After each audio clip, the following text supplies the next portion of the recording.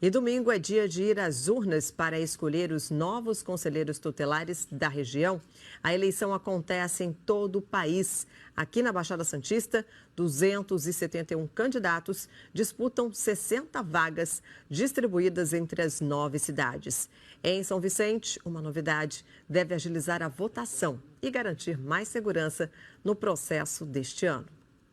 Esta é a primeira vez que São Vicente vai contar com urnas eletrônicas no processo eleitoral para conselheiro tutelar. A diferença, eu acho que é a credibilidade e a segurança no voto. Com as urnas eletrônicas, o processo também vai ficar bem mais ágil e mais seguro. Cerca de 500 servidores municipais vão atuar na eleição, como mesários e profissionais de apoio. Eles participaram de um treinamento para poder auxiliar os eleitores. O treinamento ele é fundamental, né? Principalmente para mim, que é a primeira vez que eu estou participando da eleição. Então a gente teve a parte toda técnica agora, ouvimos toda a teoria e agora eles estão colocando a parte prática para a gente ir lá na tecla, ir na urna e apertar. Então está sendo fundamental para que no dia aconteça tudo certinho e que a eleição ocorra da melhor forma possível.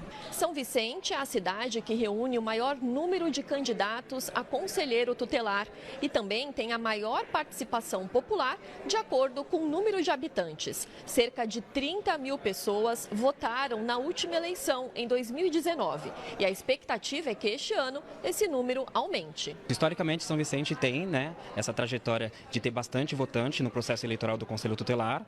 A expectativa para esse ano é um aumento de cerca de 15% e a Prefeitura criou uma força-tarefa. Então, os secretários estão todos envolvidos.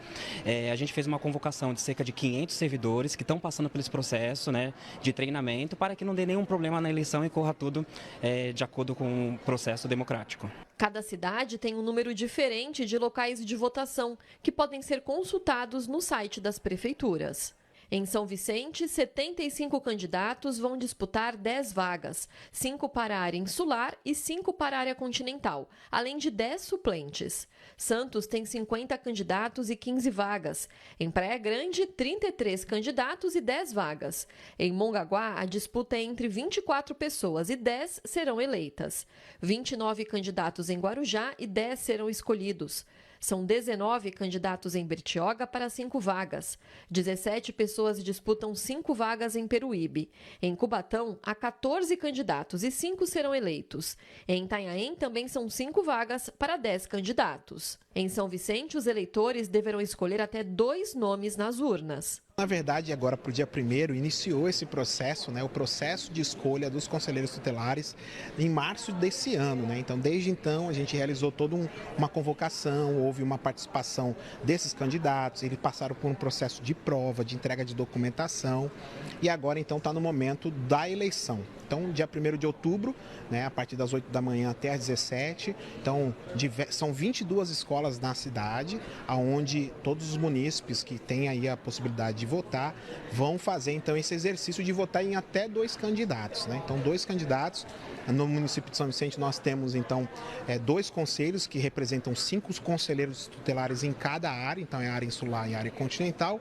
E serão eleitos, então, 10 conselheiros titulares e 10 conselheiros suplentes. Os eleitos assumem o cargo no dia 10 de janeiro. O mandato tem duração de 4 anos. O voto não é obrigatório, mas pode ser decisivo para a proteção de crianças e adolescentes. Além de ela estar exercendo o papel de cidadão, o Conselho Tutelar ele tem uma função muito importante, que é a defesa e proteção dos direitos da criança e adolescente. Então a gente sempre pede que as pessoas escolham bem seus candidatos, porque eles farão aí a defesa do ECA nos próximos 4 anos. Então a gente tem um Estatuto da Criança e Adolescente, a gente precisa fazer que os direitos vá dentro da cidade. O processo eleitoral é exatamente isso, porque é participação popular. Então é tarefa da sociedade observar aqueles que se sentem preparados e estão preparados para desenvolver esse papel de zelar pelos direitos da criança e adolescente. Então, não adianta a gente desconhecer e ir apenas porque algumas pessoas falaram, Ainda mais quem está no local de vulnerabilidade social, que às vezes tem o seu filho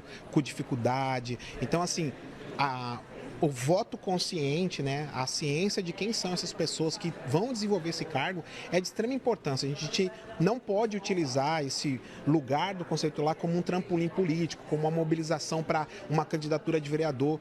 A função de um conselheiro tutelar, ela é uma função de compromisso, é uma eleição das eleições, na verdade, porque ela tem um olhar para a nova geração, para a política pública, da proteção integral. Então, é esse olhar de responsabilidade que o munícipe tem que ter em relação à eleição do Conselho Tutelar. A democracia é acima de tudo, né? E é importante a gente, como cidadão, fazer essa contribuição. E para que no dia dê tudo correto, né? E como informado na reportagem, para saber os locais de votação na sua cidade, é só acessar os sites das prefeituras.